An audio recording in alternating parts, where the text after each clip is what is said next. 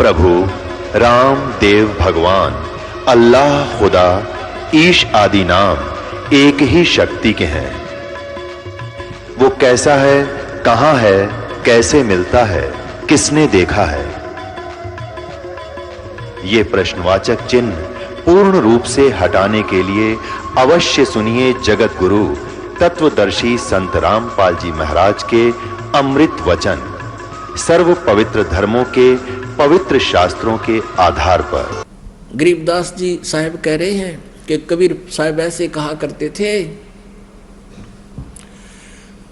नबी मोहम्मद नमस्कार है, राम रसूल कहाया, 1,80,000 को सौगंध जिन नहीं कर्द चलाया। कि नबी मोहम्मद आदरणीय हैं, नमस्कार है उनको, वो तो अल्लाह के रसूल बनकर आए थे, उन्होंने ये जुल्म नहीं किए। नबी मोहम्मद नमस्कार है, राम रसूल कहाया। और हजरत मोहम्मद जी के उस समय 1,80,000 अनुयायी बने थे। कहते हैं 1,80,000 को सौगंध जिन नहीं कर्ज चलाया। कसम है उन महापुरुषों की कि उन्होंने ऐसा जुल्म नहीं किया जो तुम करवा रहे हो और कर रहे हो। अपने आत्माओं, मुसलमान धर्म को लगभग 1400 वर्ष हो गए। इसमें तो बुराई घर कर जाना कोई बड़ी बात नहीं। जैसे ये सिख धर्म है, ये तो ज्यादा से ज्यादा 500 वर्ष पुराना है। और गुरु ग्रंथ साहिब आपके पास उपलब्ध है, उसमें पढ़ के देख लो, जो कहीं भी मांस खाना और शराब पीना लिखा हो,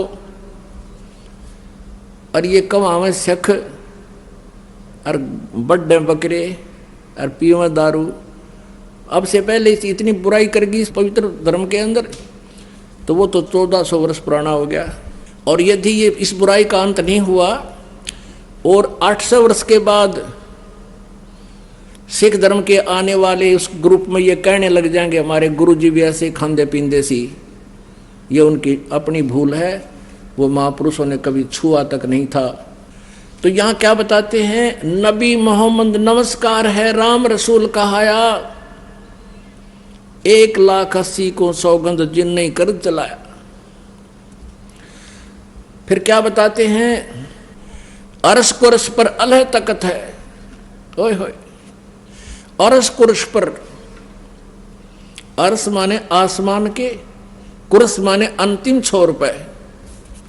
अरस कुरस पर अल्लाह तकत है और खालिक बिन नहीं खाली, वो पैगंबर पाक पुरुष थे साहिब के अब्दाली। क्या बताते हैं कि उस परमेश्वर का, कबीर भगवान का, अल्लाह अकबर का अरस कुरस पर अल्लाह तकत है। अधर दुलीचे पड़े गुरुवन के, यानी अधर माने ऊपर, दलीचा माने वो बैठन का था स्थान, उसको हम सिंहासन भी कह देते हैं, तकत भी कह देते हैं। तो कहते हैं अरस कुरस पर अल्लाह तकत है। और खालिक माने परमात्मा के बिना कण भी खाली नहीं है, यानी उसकी दृष्टि से कोई जीव बाहर नहीं है। और वो पैगंबर पाक पुरुष थे जो 1,80,000 हजरत मोहम्मद पैगंबर जी के अनुयायी हुए। और अन्य जितने भी ईसा जी, मूसा जी, जितने महापुरुष हुए, कहते वो तो पवित्र आत्माएं थी, वैसा जुल्म नहीं करते थे जैसा तुम कर और करवा रहे हो। अरस कुरस पर अल्लाह तकत है, खालिक बिन नहीं खाली, वो पैगंबर पाक पुरुष थे साहिब के अब्दाली। अब उसी दृष्टिकोण से कह रहे हैं कि तुम कौन सी किताब में लिखा जो तुम ये जुल्म कर रहे हो। क्योंकि परमात्मा ने जो आदेश देना था पवित्र बाइबल में, उत्पत्ति ग्रंथ में, 6 दिन में सृष्टि रची, 7वें दिन वो जो कहना था, सुनना था, आदेश देना था, विधान बताना था, वो बताकर चले गए। उसके बाद अब ये कुरान शरीफ के अंदर आप पढ़िएगा, लगभग 60% विवरण पवित्र बाइबल वाला है। और ये आदम जी को अपना आदि पुरुष मानते हैं, दोनों धर्म, ईसाई और मुसलमान धर्म के अनुयायी। तो बाबा आदम जो है और उसी का विवरण है वहाँ पर पवित्र बाइबल में। और परमात्मा ने जो आदेश दिया था कि कुछ किसी ने मांस नहीं खाना, ये आहार है तुम्हारा, बीजदार पौधे जैसे गेहूं, चना, ज्वार, बाजरा, ये जो कुछ भी है, और बाकी काजू, किस्मत, सेब, संतरे, ऐसे मोहन मेवा दे रखी भगवान ने, फिर अड़ंगा खावें। तो वहाँ उसके बाद जैसे पवित्र बाइबल में आपको आगे पढ़ने को मिलेगा, उसमें क्या लिखा है कि ऐसे खुरों वालों का मांस नहीं खाना, ऐसे पशुओं का मांस खाना, ऐसों का नहीं खाना। ये उनका किसका विधान है? ये भगवान का नहीं है, ये किसी फरिश्ते ने या किसी अन्य देव ने या किसी महात्मा पुरुष ने अपनी सोच उसमें लिख दी, वो मालिक का आदेश नहीं है। और यदि उस परमात्मा के विधान को ना मानकर हम किसी अन्य देव या फरिश्ते का आदेश पालन करते हैं तो भगवान के विधान को हम तोड़ रहे हैं। जैसे एक थानेदार से मित्रता थी किसी व्यक्ति की, उसने अपने थानेदार मित्र से कहा कि मेरा गवांडी, मेरा पड़ोसी मुझे बहुत परेशान करता है और मैंने सब तरह से उससे प्रार्थना कर ली, मान नहीं रहा, कोई यत्न करो। अब उस दरोगा जी ने कह दिया अपने मित्र से कि मार उसका लठ, माफ देख लूंगा। अब मित्र का आदेश पाके उस व्यक्ति ने, दरोगा का आदेश पाकर, अधिकारी का, अपने पड़ोसी के साथ झगड़ा ठान लिया और उसका सिर में लठ मारा, वो मारते मर गया। अब राजा का विधान था कि कोई किसी की मृत्यु हत्या करेगा तो उसको सजाए मौत मिलेगी। अब उस नालायक ने एक अधिकारी की आज्ञा का पालन करके राजा का विधान भंग कर दिया, जिस कारण से उसको सजाए मौत होगी, उसकी भी फांसी लगी। तो पुण्यात्माओं, परमात्मा का आदेश विधान है कि मांस नहीं खाना मनुष्यों के लिए, फलदार वृक्ष और बीजदार पौधे, नथिंग एल्स।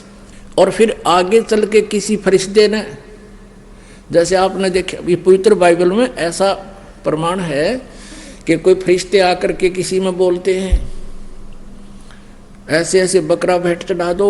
जैसे आपने देखा होगा हिंदू धर्म में कोई भूत बोला किसी में, मैं भैरव हूँ, बकरा चढ़ाओ, दारू पीऊँगा। अब बेटी के बाप तू बड़ा हलवा खा ले, फिर वो डरते उसको बकरा भी कट बनावे और उस नवकम्यता ही शराब भी पिलावे, और फिर भी वो दुमस्ता रहे वो, क्योंकि सत भक्ति और भगवान की दया बिना ये आपत्ति टला नहीं करती, दूने पाप बढ़वावे है। तो वो आदेश यदि पवित्र बाइबल में ऐसा है, कहीं लिखा है, तो वो परमात्मा का आदेश नहीं, किसी थानेदार का आदेश है, और उसका पालन करने से आप दोषी हो गए, आपको सजा मिलेगी, ये छूना भी नहीं। सुन का जी राजी नहीं आप अलह खुदा, गरीबदास किस हुक्म से तन पकड़ पछाड़ी गाय। अब कबीर साहब की महिमा को गरीबदास जी सुना रहे हैं और बता रहे कबीर साहब की और उन काजियों की वार्ता। परमात्मा कबीर जी कह रहे हैं कि एक काजी तने किसके आदेश से गाय मार दी, कत्ल कर दिया इसका। और फिर बताते हैं ये गऊ क्या है? गऊ हमारी मात है, पीवत जिसका दूध है, गरीबदास का जी कुटिल तन कत्ल किया औजूदे। अब जिसका हम दूध पीते हैं उसको माँ की दृष्टि से देखते हैं। पहले गाय ही होती थी अपने भारतवर्ष में, भैंस नहीं थी। अब गऊ भी माता है और भैंस का दूध पीवांगे तो भैंस भी माता है, और बकरी का दूध पीवेंगे तो बकरी भी माता है, यानी आदरणीय है वो। फिर उनका मांस खावें तो क्या कहते हैं? गऊ हमारी माता है, पीवत जिसका दूध, गरीबदास का जी ही कुटिल तन कत्ल किया औजूद। गऊ अपनी अम्मा है, तापर छुरी नबा, गरीबदास घी दूध को ये सब ही आत्म खावे। अब परमात्मा परमेश्वर कबीर जी कितनी यानी हमारे हित की बात कहा करते थे, लेकिन वो स्वार्थी व्यक्ति परमात्मा के शत्रु बनते चले गए कि गऊ अपनी अम्मा है, इस पर छुरी न बाह। और कबीर साहब कहते हैं कि गरीबदास इस घी दूध को सब ही आत्म खा, यानी गऊ ना तो हिंदू को बना करती दूध पीते ना मुसलमान को, और कहते फिर इसका मांस खाते हो। अब एक गाय लगभग 6-7 बार बच्चा देती है और लगभग 10 वर्ष तक या 8-7 वर्ष तक वो दूध पिलाती है आपको। आप उसका दूध पियो और मांस तो एक बार खा के तुमने फारिग कर दिया और पाप के बागी बन गए। आपका भी पेट भरा, आपके बच्चों का भी पेट भरा है, और बिना ज्ञान के तुम पाप के भागी होते हो, गऊ का मांस खाते हो। काजियो, ये तुम्हारा प्रोसीजर अच्छा नहीं है, तुम गलत कर रहे हो, भगवान के दोषी बन और बना रहे हो। अब क्या बताते हैं, ऐसा खाना खाइए माता के नहीं पीड़े, गरीबदास दरगह सर तेरे गढ़ में पड़े जंजीरी। काजी पटक कुराने को उठ गए सिर पीटे, गरीबदास जुल्ला कही ये बानी अकल अधीठ। अब जैसे ज्ञान चर्चा होती थी, परमात्मा उनको ये नसीहत दिया करते थे, उनको शिक्षा दिया करते थे, तुम ऐसा मत करो, तुम पाप के भागी हो रहे हो। कहते हैं वह काजी और मुल्ला उनके साथ इतना, क्योंकि वहाँ बैठे उपस्थित लोग तो इस बात से सहमत होते थे कि कबीर जी ठीक कह रहे हैं, और उनकी मिट्टी पलीत हुई थी, तो कहते वहीं पर कुरान शरीफ भी छोड़ गए और चले गए, कहने लगे हम राजा को शिकायत करेंगे इसकी, और निकम्मा आदमी है। और क्या बोले, जुल्हा दीन बिगाड़िया काजी आए फेरे, गरीबदास मुल्ला मुर्ग अपनी अपनी बेरे। अब काजी मुल्ला उठ कर चले गए, गोष्ठी हो रही थी, सैकड़ों की संख्या भगत मुसलमान और हिंदू उपस्थित थे, तो काजी मुल्ला उठ कर चले गए, उनको फेर लाए पकड़ के कि जाओ ना बैठो, चर्चा तो करो, फिर बैठ गए। अब परमात्मा क्या बताते हैं, मुर्गे से मुल्ला बनो तुम मुल्ला फिर मुर्ग, गरीबदास दो जग धसोगे तुम न पावे नहीं स्वर्ग।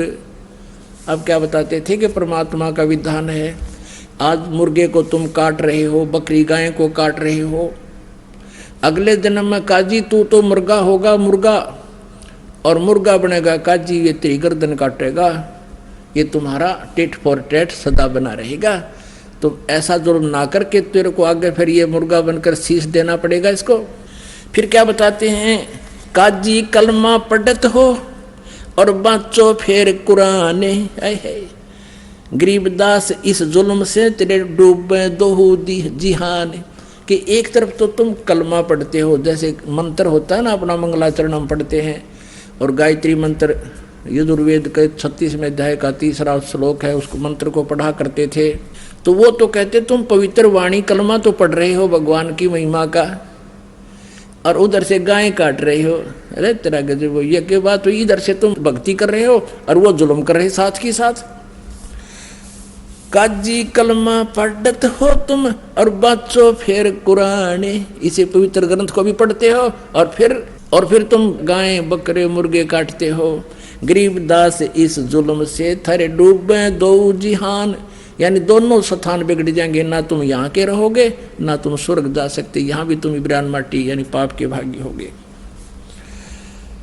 अब परमात्मा दोनों धर्मों को कहा करते थे, यानी काजी और मुल्ला और पंडितों को, दोनों दीन दया करो मानो वचन हमारे, गरीबदास गौ सूर में एक बोलन हारे। ओए होए, अब देख कितनी विनम्रता से बोल रहे हैं कबीर परमेश्वर के, दोनों धर्म दया करो और मानो वचन हमार। और कबीर साहब कहते हैं और सूर और गऊ में एक सा ही जीव है। फिर क्या बताते हैं, सूर गऊ में एक है गाय भखो न सूर, गरीबदास सूर गऊ का दोहू का एक नूर। मुल्ला से पंडित भय पंडित से भय मुल्ले, गरीबदास तज बैर भाव तुम कर लो सुल्ल मुसुल्ले। अब क्या बताते हैं कि हिंदू वाले पंडित तनों के मुल्ला काजी और ये मुसलमान काफिर हैं, और मुसलमानों के काजी और मुसलमान कहते हिंदू काफिर हैं। अब कबीर साहब कहते हैं देखो, आज तुम पंडित हो हिंदू धर्म में, और कल आपकी मृत्यु हो जाएगी, आप मुसलमान धर्म में जन्म ले सकते हो और फिर आप काजी भी बन सकते हो, और काजी आज मुसलमान धर्म में है तो कल वो हिंदू धर्म में जन्म लेकर वो पंडित भी बन सकता है। तुम आपस में ये झगड़े छोड़कर सुल्लम सुल अपना कंप्रोमाइज कर लो। मुल्ला से पंडित भवे और पंडित से भव मुल्ल, गरीबदास तज बैर भाव तुम कर लो सुल्लम सुल। हिंदू झटके मारे ही ये मुसलम करें हलाले, गरीबदास दो दीन का थरा होगा हाल बेहाल।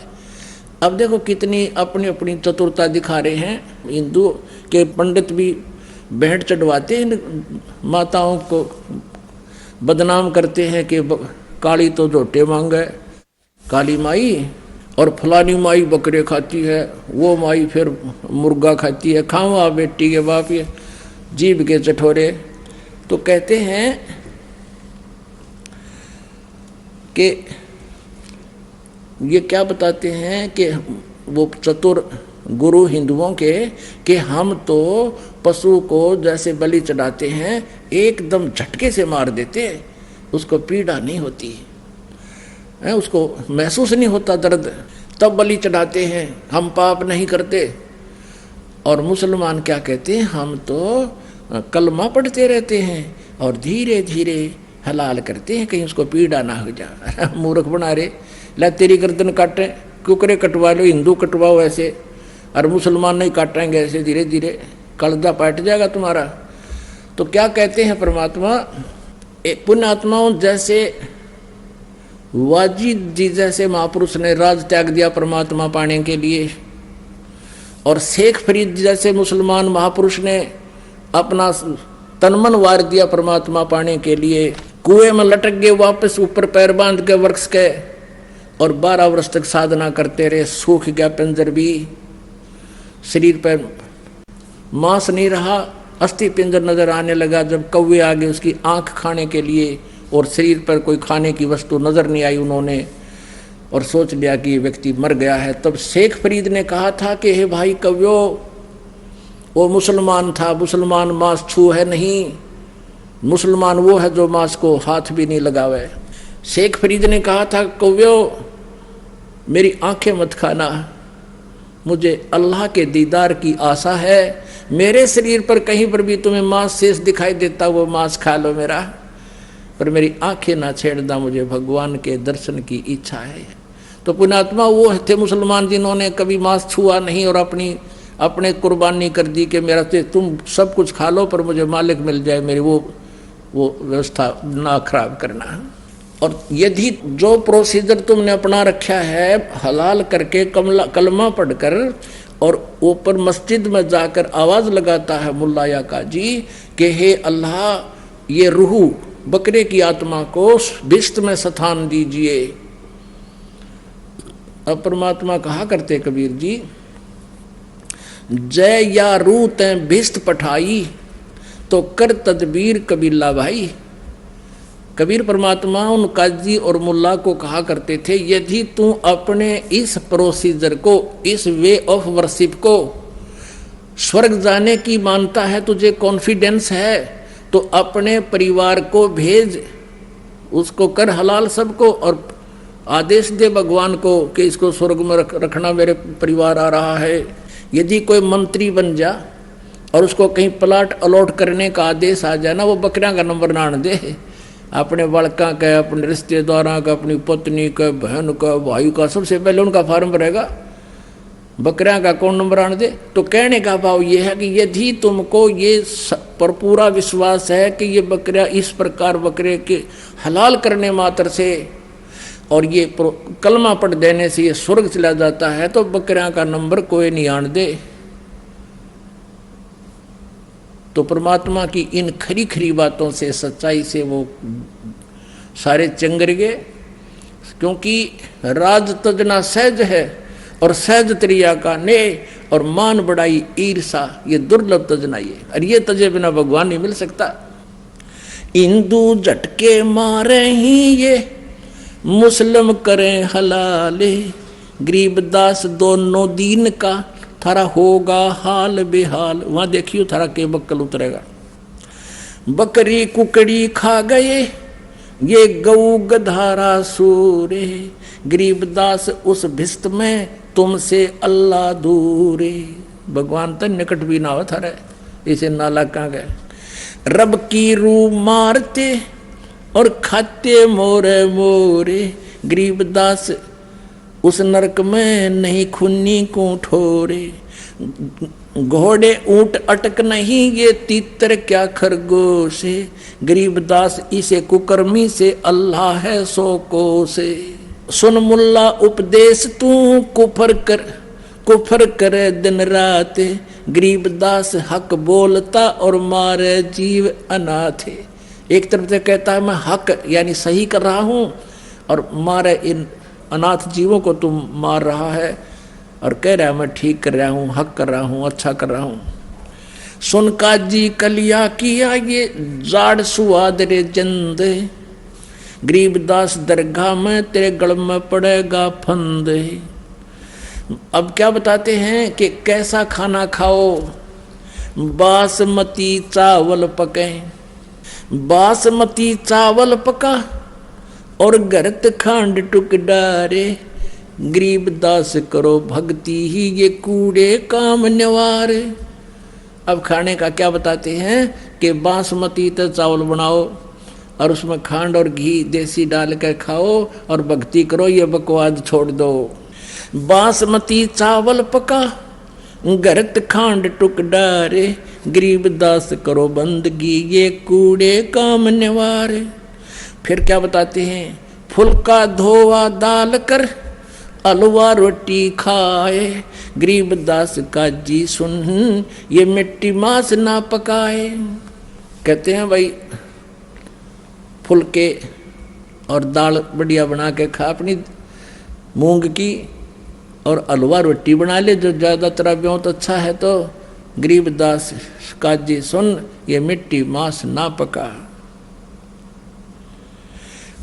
रोजे रखें और खून करें फिर तस्बीह ले हाथ, गरीबदास दरगाह सरेत ने बहुत करी है घात। कबीर साहब कहा करते दिन में तो तुम रोजे रखो, व्रत रखते हो भगवान के लिए, और सामने वो कर्म बिगाड़ दिया, मुर्गा मार दिया, बकरा काट दिया है तरह के से भैया। काजी खिलस उठाए दे तज रोजे की रीत, गरीबदास अल्लाह बजो ये समय जावेगा बीत।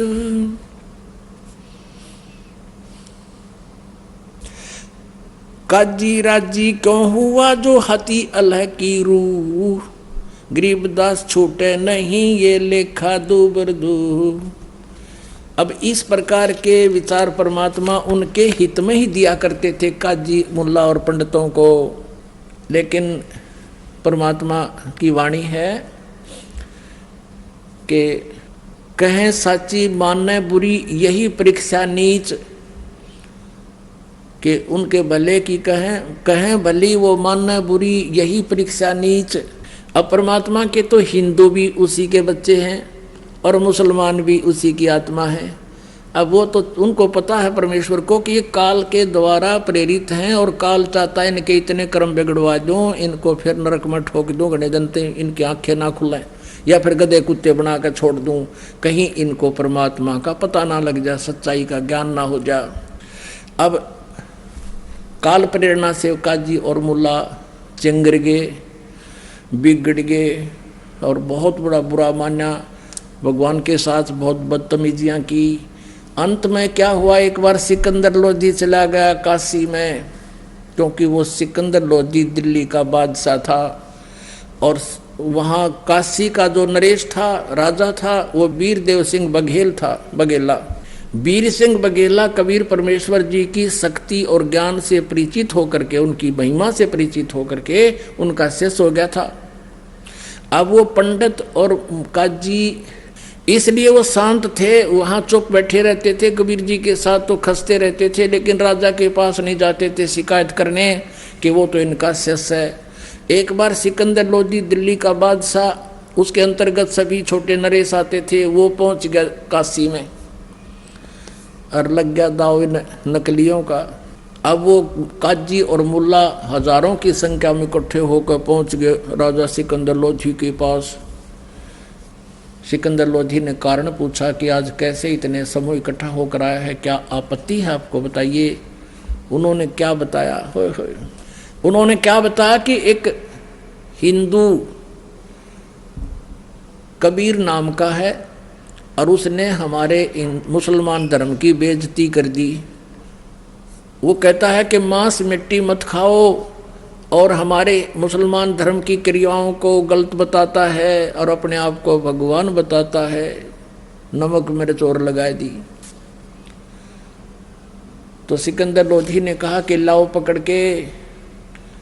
यूं आदेश पाते ही एक व्यक्ति को पकड़ने के लिए 10 सिपाही पहुंचे, लाए पकड़ कर परमात्मा ने।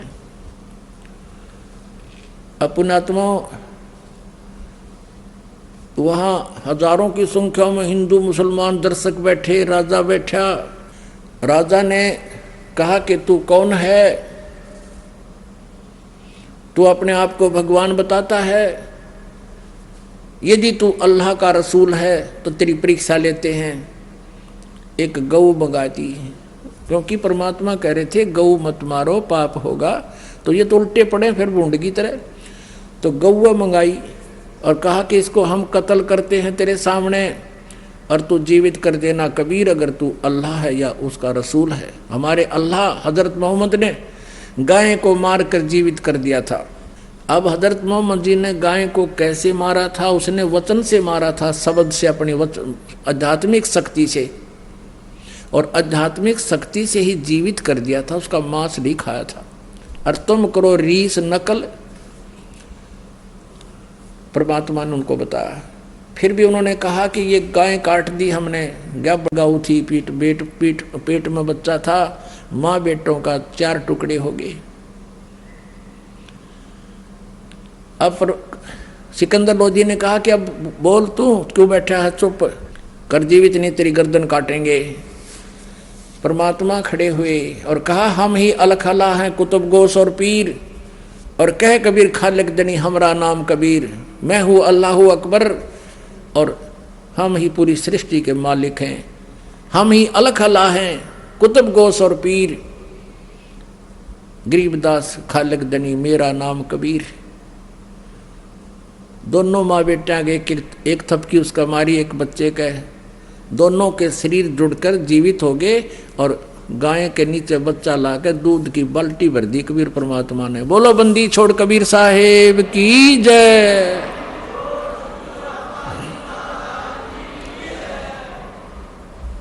तो पुण्यात्माओं, ये परमात्मा है। मूर्ख मनवा काल की चिंता क्यों सताती है, सतगुरु अपना साथी है। और बताएंगे सामने। बोलो सतगुरुदेव की जय हो। परम पिता परमात्मा पूर्ण ब्रह्म सारी सृष्टि के रचनहार,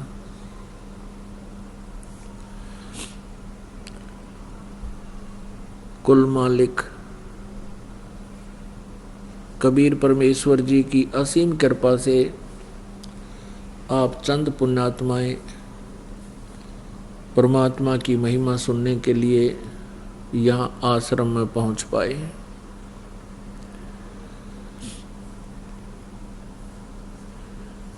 पुण्यात्मा,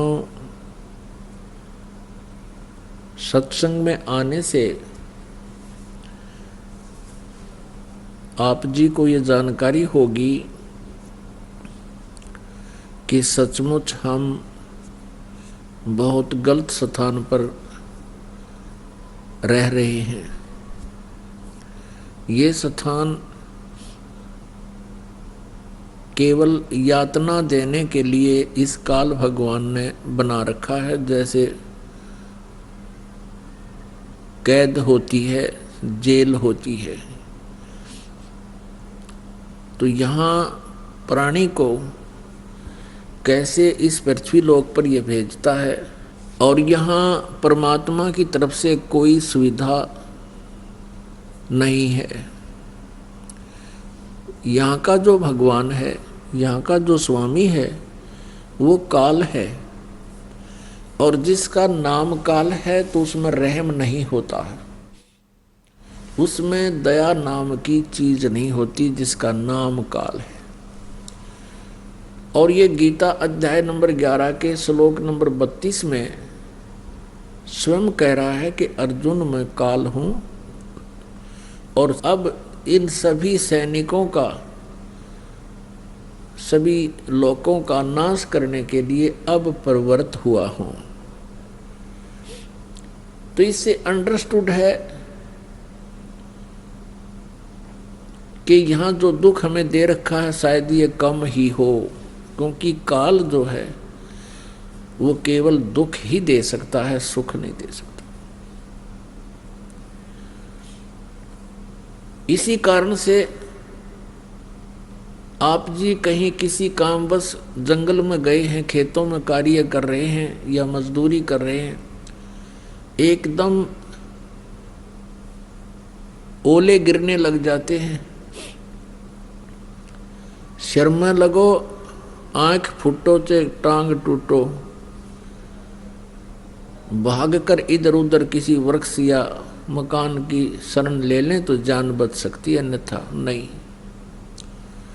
कहीं पर फ्लड आ जाती है, लाखों व्यक्ति बह जाते हैं, मर जाते हैं। अन्य प्राणियों का तो कहना ही क्या, वो कितनी कितनी संख्या में मरते हैं बिलों में, अन्य स्थानों पर। कहीं पर भूकंप आ जाता है, वहाँ पर भी कई हजारों लाखों की संख्या में प्राणी, मनुष्य, मानव समाप्त हो जाते हैं। आराम से लेट रहे हैं, भूकंप आया, पूरा इलाका नष्ट हो गया, हाहाकार मच गई। ये कोई स्थान है? ये कोई रहने के लायक है? एक राजा है, यहाँ का राजा तो हम सुप्रीम पावर मानते हैं, मुख्यमंत्री हुआ, प्रधानमंत्री हुआ, और उसकी दुर्गति 1 सेकंड में हेलीकॉप्टर क्रैश हो गया, उसके हड्डों का पता नहीं कहाँ गिरे जाके। तो यहाँ परमात्मा याद दिलाते हैं कि तुम इस गलत स्थान पर रह करके इस काल के द्वारा ये झूठे सुख को प्राप्त करके भूल गए हो उस पूर्ण परमात्मा को। हमें याद दिलाते हैं परमेश्वर, कबीर कहाँ गर्बियो ये काल गह करके से, ना बेरा का मारेगा के घर के परदेशो। परमात्मा कहते हैं, ए भोले जीव, तू किस चीज पर अभिमान किए फिरता है? एक छोटी सी पोस्ट पा करके, एक छोटे से टुकड़े का मुखिया बनकर, राजा या मंत्री, प्रधानमंत्री बनकर तू कहाँ रह रहा है? ये काल गह करकेश, यानी तेरे बाल पकड़ेगा जब तेरी अंत समय आएगा, और वो अंत समय ना जाने कहाँ आ जाएगा। घर भी आ सकता है, और परदेश में तू गया है वहां भी आ जाएगा, तो वहीं तुझे मार डालेगा, छोड़ेगा नहीं। कहाँ जन्मे कहाँ पाले पोसे, खूब लड़ाए लाडे, ना जाने इस देह के है कहाँ खंडेंगे आड़े। पुण्यात्मा, परमात्मा की ये वाणी आप जी ने हृदय में धारनी पड़ेगी। और इस गंदे लोक में यदि तुम थोड़ा बहुत सहारा भी चाहते हो, सुख भी चाहते हो, प्रोटेक्शन भी चाहते हो कि ऐसी आपदाएं ना आवे हमारे ऊपर, तो इस परमेश्वर कबीर जी की शरण ही ग्रहण आपने करनी पड़ेगी। यदि पूरा विश्व आज इस परमेश्वर की शरण में आ जावे, और ये दास जो नाम जाप और विधि और मर्यादा बता रहा है इसका पालन कर ले, पुनः फिर सतयुग जैसा माहौल शुरू हो जाएगा। सतयुग में क्या होता है कि बहुत लंबी आयु हो जाती है, क्योंकि अकाल मृत्यु नहीं हो सकती, ये काल फिर अटैक नहीं कर सकता, और आपस में बहुत ही अच्छा प्रेम बनेगा, या लूट खसोट रिश्वतखोरी हाहाकार मची है। इस माया ने सबको अंधा बना दिया। ऐसे बड़े बड़े मंत्री और मुख्यमंत्री प्रधानमंत्री तक के ऊपर ये भ्रष्टाचार के आरोप लगते हैं। शर्म की बात है, क्योंकि इंसान की ज़मीर खत्म होगी। क्यों होगी? क्योंकि तत्व ज्ञान से परिचित नहीं है, भगवान के विधान से परिचित नहीं है, आध्यात्मिक कर्मों से परिचित नहीं है। इसी कारण से हम गलतियों पर गलती करते जाते हैं। एक माया के कारण ही भाई से भाई शत्रु बन जाता है, बहन भाई की शत्रु बन जाती है, भाई बहन का शत्रु बन जाता है। माता पिता की कदर रही नहीं, माया माया दिखाई देती, शर्म रही नहीं, लाज रही नहीं।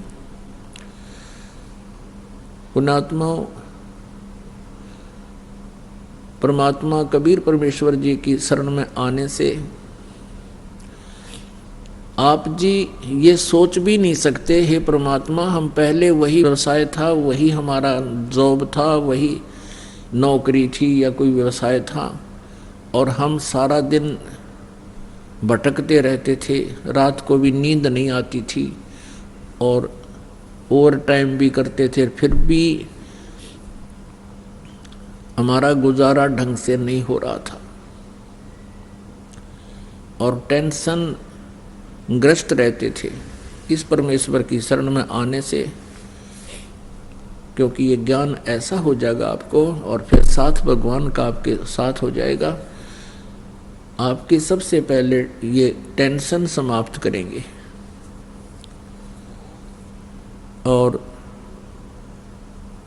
आप ये सोच भी नहीं सकोगे, हे भगवान उसी पैसे में, उसी ही नौकरी में, तनख्वाह में आज हम बहुत अच्छी तरह अपना गुजारा भी कर रहे हैं और दो पैसे हमारे पास भी रह रहे हैं। इसके एक कारण तो ये होगा कि आपका जो बीड़ी, शराब, मांस, तम्बाकू, ये पैसा जो व्यर्थ होता था वो आपका सेविंग में आ जाएगा। दूसरा ये होगा कि आप डॉक्टरों के यहाँ जाते थे। पुण्यात्माओं, जब इंसान के पाप कर्म बढ़ जाते हैं, बताते हैं हमें आकर के कि जी थोड़ा सा सिर में दर्द हुआ था, डॉक्टर के पास गए, सीटी स्कैन बोल दिया और उसमें जो है ना मस्तिष्क में कोई गांठ बता दी, ऑल इंडिया में भेज दिए, लाखों रुपये लग गए, सिर का ऑपरेशन हो गया और कुछ दिनों के बाद फिर जो की जो सती थी फिर होगी। एक गांठ निकाल दी तो गांठ तोड़ भी हो सके हैं, क्या फाइनल हो गया काम फिर इसमें? तो कहने का भाव ये है कि जब इस परमेश्वर की शरण में आप आ जाओगे, वही बीमारियां, वही रोग जो लाखों रुपए में ठीक नहीं होते थे, आपके 10, 20, 50 रुपए की दवा में आराम होना शुरू हो जाएगा। बहाना करता है परमात्मा, थोड़ी बहुत औषधि भी लेता रहे और साथ में परमात्मा की भक्ति करे, फिर देखना कैसे होता। तो पुण्यात्माओं, ऐसे बहुत से भक्त आते हैं, वो बताते हैं कि जी पहले हमारे साल भर में कम से कम भी 20,000 रुपये का मेडिकल का खर्चा होता था, डॉक्टरों का। और फिर वो बीड़ी बंडल वाले तो कहना है कि शराब वाला, और बीड़ी का हिसाब लावा तो भी आदमी प्रतिदिन 10-12 रुपए की बीड़ी, और सिगरेट पीने वाला तो मेरे ख्याल में 50-100 रुपये की जो ना पी जाता है। तो महीने का हिसाब लावा तो 2-2.5 हज़ार रुपये ये खराब होते थे, ये बच जाते हैं। और फिर वो जो शराब पीता है उसका तो एस्टिमेट नहीं लाया जा सकता हो कितना नाश कर दे एक महीने में। तो परमात्मा की भक्ति में ये विकार नहीं चलते, ये आपने कंपलसरी त्यागने पड़ेंगे यदि आप परमात्मा चाहते हो और सुख चाहते हो इस लोक में भी। और फिर आपके घर में बरकत दिखाएंगे। क्योंकि हम परमात्मा की महिमा से परिचित नहीं है। हम नीयत खराब करके अपने में घने समझदार बनकर और क्लेवर बनकर भगवान के लाभ को प्राप्त नहीं कर पाते हैं। उपदेश लेने के बाद भी हम अपनी चतुरता नहीं त्यागते हैं। अपनी सोच से ही हम अपनी अटकलों से ही भगवान के विधान को भी रिजेक्ट करते रहते हैं, तो परमात्मा मदद नहीं करेगा। आइए अब हम उन श्रद्धालुओं के अनुभव जानते हैं जो जगत गुरु तत्वदर्शी संत रामपाल जी महाराज जी से दीक्षा प्राप्त कर चुके हैं तथा उनके द्वारा बताए गए भक्ति मार्ग पर चल रहे हैं। सर नमस्कार। नमस्कार सर। नमस्कार सर, क्या शुभ नाम है आपका? मेरा नाम रामविलास दास। रामविलास दास जी, कहाँ से आए हैं आप? मैं फरीदाबाद से आया हूँ जी। सर, संत रामपाल जी महाराज के बारे में आपको कैसे पता चला? आप उनसे कब जुड़े? सर, मैं 2008 में बंदीछोड़ सतगुरु रामपाल जी महाराज की शरण में जुड़ा और इसमें मेरे पास कई लोग, पहले मैं जिस संप्रदाय से जुड़ा था वो लोग मेरे से पहले बंदीछोड़ सतगुरु रामपाल जी महाराज की शरण में जुड़ चुके थे। सर, यहाँ पे हम आपसे ये जानना चाहेंगे कि पहले आप किस संप्रदाय से जुड़े हुए थे? आप क्या भक्ति साधनाएं करते थे संत रामपाल जी महाराज की शरण में आने से पहले? बंदीछोड़ सतगुरु रामपाल जी महाराज की शरण में आने से पहले मैं बाबा जय गुरुदेव संप्रदाय से मैं जुड़ा था और मैं तकरीबन 27 बरस तक उसमें रहा। सर, जैसा कि आपने बताया कि आप बाबा जय गुरुदेव से जुड़े हुए थे, 27 साल तक उनके द्वारा प्रदान की गई भक्ति आपने की, उनके बताए गए मार्ग पर आप चले, तो सर उस भक्ति को करने से आपको क्या लाभ मिला?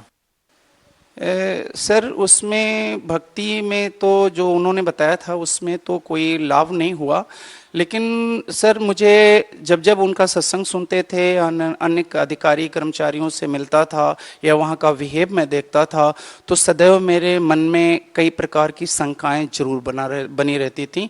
क्योंकि संत मत के अंदर वहाँ की जो बातें हैं, वहाँ की लैंग्वेज है, वहाँ का रख रखाव है, वहाँ के नियम हैं, वहाँ की शर्तें हैं और वहाँ का जो दान सिस्टम है वो हमेशा शंका रूप में रखता था और उसमें सर लाभ तो कोई नहीं मिला। मैंने 27 साल तक के उसमें रहे, नाम जाप किया, साधना की और इतनी साधना की कि बाबा जय गुरुदेव जी कहा करते थे कि ज़्यादा से ज़्यादा आप साधना पे बैठें, तो रातें छोटी हो जाती थी, हाथ पैर शून्य हो जाते थे, लेकिन आंतरिक और मन के अंदर शांति कभी नहीं मिली।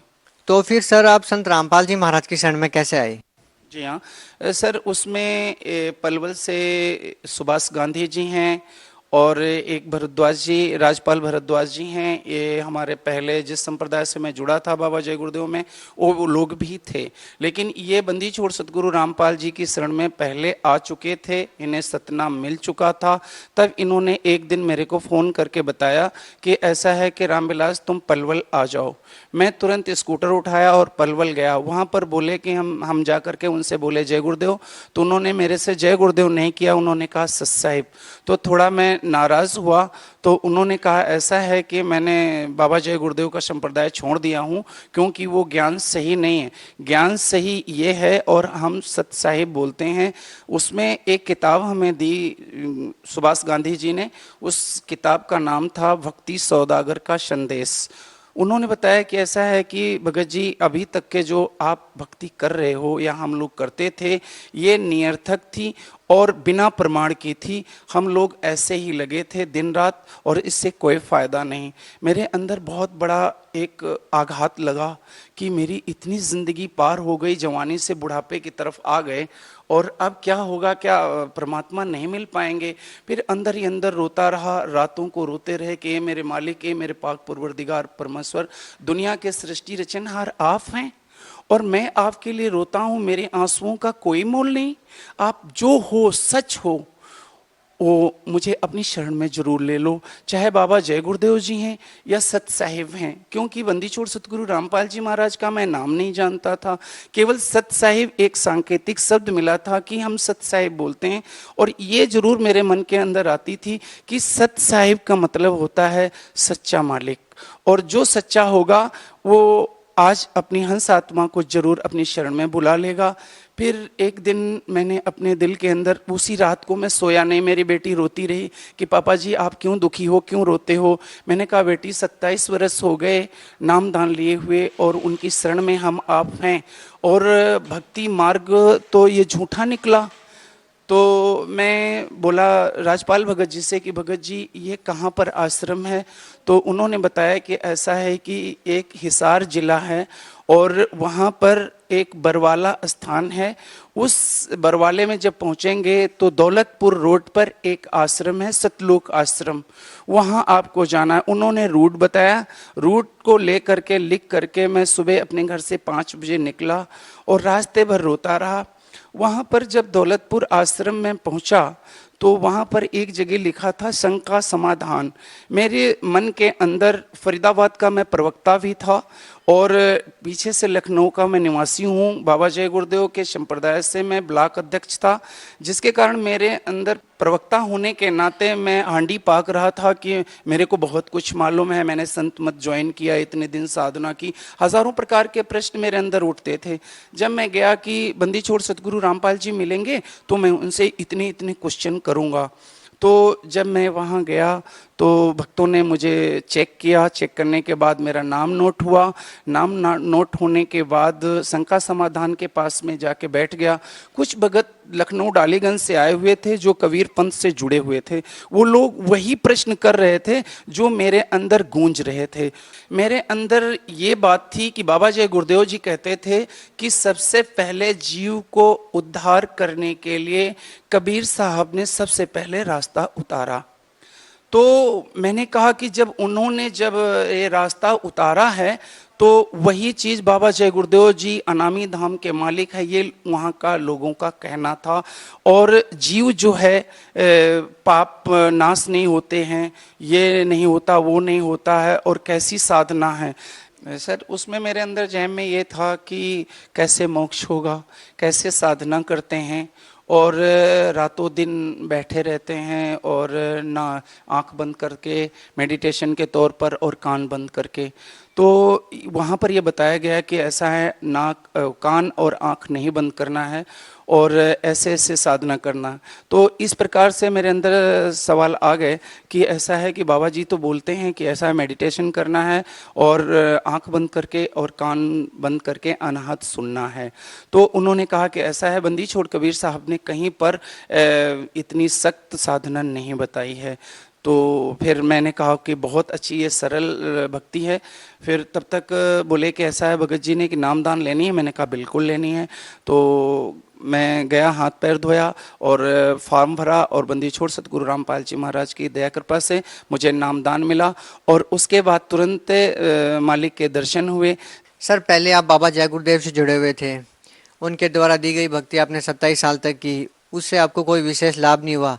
तो फिर सर संत रामपाल जी महाराज से नाम दीक्षा लेने के बाद आपको क्या लाभ मिले? बंदी छोड़ सतगुरु रामपाल जी महाराज के शरण में जाने के बाद मुझे सबसे पहला लाभ ये मिला है कि मुझे मुक्ति मार्ग का रास्ता मिला। और जो मालिक का ज्ञान है, बंदी छोड़ सतगुरु रामपाल जी महाराज जी जो ज्ञान देते हैं, ये शास्त्र के अनुकूल साधना है। अब इससे हम सब पढ़े लिखे लोग हैं, हमको ये पता है कि सच क्या है, गलत क्या है। बहुत लोग आते हैं, बोलते हैं कि जी मैं इतना बड़ा काश्तकार हूँ और मैं अनामी धाम का मालिक हूँ। हम कैसे महसूस करेंगे कि आप इतने बड़े किसान हैं जब तक हम उनकी रजिस्ट्री नहीं देखेंगे। बंदी छोड़ सतगुरु रामपाल जी महाराज शास्त्र के अनुकूल साधना बताते हैं और उस साधना के हिसाब से मुझे बहुत लाभ मिला कि मुक्ति मार्ग मिल गया। और मेरी राइट साइड की किडनी फेल हो चुकी थी, जिसके कारण मैं डॉक्टर राम मनोहर लोहिया मैंने दिखाया और काफ़ी दिन मेरा ट्रीटमेंट हुआ। लास्ट में बता दिया कि आपकी राइट साइड की किडनी फेल हो चुकी है। उन्होंने मुझे सफदरजंग के लिए रेफ़र कर दिया। जब मैं रेफ़र कर दिए तो वहाँ गए तो मेरे को दौड़ाने लगे, बोले कि ऐसा है कि अभी ऑपरेशन का, किडनी निकालने का मेरे पास अभी टाइम नहीं है, आप डेट दे दीजिए। उन्होंने करीब 3-4 महीने लंबी डेट दे दी और इतना पेन हो रहा था, इतना दर्द हो रहा था कि मैं खड़ा नहीं हो पा रहा था। फिर एक दिन अचानक किसी ने मेरे को फ़ोन किया कि भगत जी कैसे हो? मैंने कहा ठीक हूँ, बीमार हूँ। तो बोले कि ऐसा क्या तकलीफ है? तो मैंने कहा मेरी राइट साइड की किडनी डैमेज हो चुकी है और इसे निकलवाना है। तो बोले किसने बताया? मैंने कहा डॉक्टर राम मनोहर लोहिया दिल्ली में और सफदरजंग में बोल चुके हैं। मैंने एशियन फरीदाबाद में भी डॉक्टर परवीन को दिखाया तो उन्होंने बोला है कि भाई ये किडनी निकालनी पड़ेगी, ये पस फेंक चुकी है और जितना आपका ग्लूकोज है सब किडनी से बाथरूम के एरिया से जा रहा है। तो मैंने कहा ठीक है, घर पर आ गया, बहुत उदास था, मेरी बेटी रो रही थी। तब तक एक फ़ोन आया, बोला कि भाई क्या बात है, इतना उदास क्यों बोल रहे हो? मेरे परिचित के ही थे। तो मैंने कहा कि मेरी किडनी फेल हो गई है और ऐसी ऐसी बात है। तो उन्होंने कहा कि ऐसा है कि किडनी की कोई प्रॉब्लम अगर है तो आप, उन्होंने कहा एक डॉक्टर है मेरे परिचय के, उनसे आप इलाज करवा लो। मैंने कहा ठीक है जी बताओ। उन्होंने एक नंबर दिया तो मैंने उस नंबर पर डायल किया। डायल करने के बाद वो जिस डॉक्टर का नंबर था वो ऑपरेशन थिएटर पे थे। बंदी छोड़ सतगुरु रामपाल जी महाराज की दया के कारण ही ऑपरेशन थिएटर पर उस डॉक्टर ने मेरा फ़ोन रिसीव किया। मैंने उनसे बताया तो बोले कि ऐसा है भाई, आप जहाँ हैं आप अपनी पुरानी रिपोर्टें जितनी हैं आप वो लेकर के आओ। मैंने कहा ठीक है जी। 20-25 मिनट के बाद मैं उनके पास पहुंचा। तो जब उन्होंने मेरे एक्सरे और रिपोर्टें देखी तो उन्होंने कहा कि वेरी गुड केस। तो मेरे दिल के अंदर बहुत बड़ा दुख हुआ कि या तो ये डॉक्टर मेरे अंगों से खेलने का ये इसका बहुत बड़ा वो है और या तो बहुत बड़ा एक कलाकार है। उन्होंने कहा कि ऐसा है कि आपकी किडनी की मैं सर्जरी करूंगा और मालिक की ही दया हो सकती है जो आपकी किडनी बच सकती है, नहीं तो ये गई। 10% है कि शायद मैं बचा लूं, मालिक की वो भी कृपा। मैं बंदी छोड़ सतगुरु रामपाल जी महाराज ने जो सत नाम दिया उसका सुमिरन करता था। मैं यहाँ पर शहर में अकेला हूँ और मेरे फैमिली के लोग सब लखनऊ में रहते हैं, जिसके कारण मैं दुखी था। कोई मुझे मददगार, परमात्मा छोड़ कोई मददगार नहीं था। फिर उन्होंने कहा कि आज आपको शाम को आपकी किडनी की मैं सर्जरी करूंगा। मैंने कहा ठीक है जी। उन्होंने कहा कि 4 बोतल खून लगेगा। मैंने कहा कि अच्छा जी। उन्होंने टेस्ट वेस्ट करके ग्रुप दे दिया और दास के पास एक छोटा सा विद्यालय है। विद्यालय के नाते उनके बच्चे, जो भाई पूछा मेरे से, पेट्रोल पंप मिला कि मास्टर जी क्या बात है? तो उन्होंने कहा कि, मैंने कहा कि मेरी किडनी का ऑपरेशन होना है और मुझे एक ब्लड चाहिए। तो बोले कि ऐसा है कि मैं ब्लड की फील्ड वर्किंग करता हूं और आप मुझे अपना ग्रुप दे दो, मैं 4 बोतल खून आपको दे दूंगा। यह सेक्टर 29 के अंदर केयरवेल हॉस्पिटल पड़ता है और जो डॉक्टर अश्विनी कुमार गोयल हैं उन्होंने मेरी ट्रीटमेंट किया था। तो उन्होंने कहा ठीक है। मैं घर पर आया और मैं बेटी से बताया कि बेटी मेरे भर्ती हो गया हूँ, आज मेरी किडनी का ऑपरेशन होगा। मेरे जाने से पहले एक भी पैसा नहीं लगा। बंदी छोड़ सतगुरु रामपाल जी महाराज की दया से उस भाई ने अस्पताल में मेरे जाने से पहले 4 बोतल खून पहुंचा दिया। शाम को मेरे ऑपरेशन हुआ और ऑपरेशन बहुत ही सक्सेस हुआ। मेरे साथ बंदी छोड़ सतगुरु रामपाल जी महाराज थे। आज बंदी छोड़ सतगुरु रामपाल जी महाराज की दया से मेरी किडनी बिल्कुल 100% काम करती है और एक चमत्कार जैसे हुआ, मेरे को नया जीवन दान मिला। पहला चमत्कार ये है। दूसरा लाभ ये हुआ भगत जी कि मेरी बेटी के, मैं यहाँ अकेला था और मैं लखनवी होने के नाते रिश्तेदारों से कांटेक्ट नहीं हो पा रहा था। मेरी बेटी शादी योग्य थी। बंदी छोड़ सतगुरु रामपाल जी महाराज से मैंने प्रार्थना की कि प्रभु मेरी बेटी शादी योग्य हो गई। मालिक ने कहा, बंदी छोड़ सतगुरु रामपाल जी महाराज ने कहा कि कोई बच्चा देख लो। मालिक की दया से, हमारे सतगुरु की दया से मैं लखनऊ गया और एक ही बच्चा देखा और जिसके कारण से मेरी बेटी की शादी हो गई और बड़ी खुशहाल रह रही है। और मेरा एक लाभ हुआ कि मैं करीब 1.5 साल पहले मैं बैंक में साइकिल के द्वारा पैसे जमा करने जा रहा था और एक कट था बंगाल शूटिंग के पास में फरीदाबाद में। उस कट पर एक लोडर ट्रक आया और एकदम से तेज रफ्तार में घूमा और उसका डिसबैलेंस हुआ। मेरी साइकिल उसके पीछे लदे हुए सामान से टकरा गई और मैं बहुत दूर गिरा जा करके और मैं बेहोश हो गया और कुछ हाथ पांव मेरे एक आध जगह से खाल छिल गई थी। जब मुझे होश आया तो मेरे लगा मुझे कि मैं सतनाम का जाप कर रहा हूँ और बंदी छोड़ सतगुरु रामपाल जी महाराज अपनी गोद में लेकर के मुझे पानी पिला रहे हैं। मुझे बहुत खुशी हुई और बहुत मेरे को ठीक हो गए हम जल्दी से। और इस चोट पे बंदी छोड़ सतगुरु रामपाल जी की दया से मैं मरते मरते बच गया हूँ और मेरे ऊपर परमात्मा ने बहुत बड़ी कृपा की। सर, पहले आपने बाबा जय गुरुदेव को गुरु बना रखा था, अब आपने संत रामपाल जी महाराज को गुरु बना लिया है। सर, ऐसा कहा जाता है कि गुरु नहीं बदलना चाहिए, गुरु बदलना पाप है। सर, आपके क्या विचार हैं? सर, आप क्या कहना चाहेंगे? सर, ऐसी कोई बात नहीं। बाबा जय गुरुदेव जी मंच के माध्यम से वो हमेशा कहा करते थे कि जब लग गुरु मिले नहीं सांचा, तब लग गुरु करो 10 पाँचा। बाबा जय गुरुदेव जी कहते थे कि हमसे अच्छा अगर कोई मिलता है तो आप चले जाना। और ऐसी कोई बात नहीं, जैसे मान लीजिए मैं कहीं बीमार हूँ या कोई रोगी हूँ और जन्म मरण का मुझे रोग लगा है, अगर एक से फ़ायदा नहीं होती, एक डॉक्टर से दवा से फ़ायदा नहीं होती, तो दूसरे डॉक्टर के पास ज़रूर जाना है ताकि अपनी ज़िंदगी बच सके। और यही मैंने किया कि बंदी छोड़ सतगुरु रामपाल जी महाराज की शरण में गया, बाबा जय गुरुदेव छोड़ करके, और मुझे मुक्ति मार्ग मिला। सर, यहाँ पे हम आपसे ये भी जानना चाहेंगे कि बाबा जय गुरुदेव बार बार एक महापुरुष का जिक्र करते थे। सर, वो महापुरुष कौन है, उसके लक्षण क्या है? सर, ये बात बहुत अच्छी आपने कहा। बाबा जी 1971-72 के अंदर उन्होंने कहा था कि वो 20 वर्ष का हो चुका है, और अगर उसका मैं पता बता दूं तो लोग पीछे पड़ जाएंगे। और बाबा जी ने जो डेट टू डेट बताई थी, और बंदी छोड़ सतगुरु रामपाल जी महाराज का जीवन परिचय में जो डेट आती है जन्मदिन की, वो ठीक जिस डेट को बाबा जय गुरुदेव ने इस बात को कहा था, तो वो बंदी छोड़ सतगुरु रामपाल जी महाराज 20 वर्ष के थे। और ये बाबा जी गुरुदेव जी की जो भविष्यवाणी है वो बंदी छोड़ सतगुरु रामपाल जी महाराज पर ठीक ठीक खरी उतरती है, क्योंकि ये शास्त्र के अनुकूल साधना बताते हैं, और जो एक संत के अंदर लक्षण होते हैं वो बंदी छोड़ सतगुरु रामपाल जी महाराज के अंदर विद्यमान हैं। सर, जो भक्ति पहले आप जय गुरुदेव से जुड़े हुए थे, आपने 27 साल वहाँ रहकर भक्ति की और फिर आपने संत रामपाल जी महाराज को गुरु बनाया, तो सर क्या आपको लगता है कि जो भक्ति संत रामपाल जी महाराज ने आपको दी है उससे आपका कल्याण होगा, उससे आपका मोक्ष होगा? जी सर, 100%। क्योंकि ये जो सत्य है, सत्य की परिभाषा में मैंने सुना है और प्रमाण है, शास्त्रोक्त एवं गुरु वचन, आत्म अनुभूति की प्रत्यक्ष साकारिता को सत्य कहते हैं। ये बात बंदी छोड़ सतगुरु रामपाल जी महाराज के अंदर है, क्योंकि शास्त्र के अनुकूल साधना बताते हैं और गुरु के वचन है। गुरु बंदी छोड़ सतगुरु रामपाल जी महाराज कबीर परमात्मा, जो कबीर साहब आए और गुरु बन करके अपना जीवन यापन किया, और आत्म अनुभूति 27 साल बाबा जय गुरुदेव में रहा। ये अनुभव मुझे जरूर है अपने अंदर से कि बंदी छोड़ सतगुरु रामपाल जी महाराज जो ज्ञान देते हैं और जो नाम दिया है, वो बंदी छोड़ सतगुरु रामपाल जी महाराज नाम देते हैं। जो बंदी छोड़ कबीर साहब का दिया हुआ ज्ञान है वो यथोचित सत्य है, जिसके कारण मुझे पूर्ण सत्य है, अपने अंदर विश्वास है कि मेरा निश्चित उद्धार होगा। सर, जो लोग आज भी बाबा जय गुरुदेव पंथ से जुड़े हुए हैं उनको आप क्या संदेश देना चाहेंगे?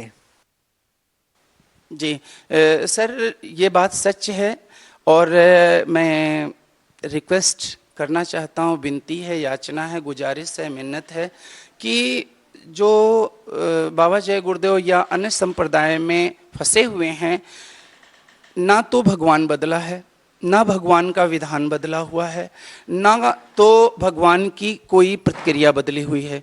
बदले हैं तो आजकल के जो नए गुरु हैं वो बदले हैं, और उन्होंने अपने आप अपना संविधान बदल दिया है। सर, बाबा जय गुरुदेव के संगत के अंदर जो थे वो बिना किसी शास्त्र से विरुद्ध थे, और कहीं पर प्रमाण नहीं था जो ये लोग नाम देते हैं या जो सत्संग सुनाते हैं। और बंदी छोड़ सतगुरु रामपाल जी महाराज जो साधना बताते हैं, जो सत्संग सुनाते हैं, वो एक भक्ति का वेश है और जो बिल्कुल सत्य है, जिसके कारण हम आप परमात्मा की शरण में जा सकते हैं और उस ज्ञान को अर्जित करके बंदी छोड़ सतगुरु रामपाल जी महाराज की शरण में आओ और अपना जीवन कल्याण करवाओ। सर, बहुत बहुत धन्यवाद आपका। सत्य।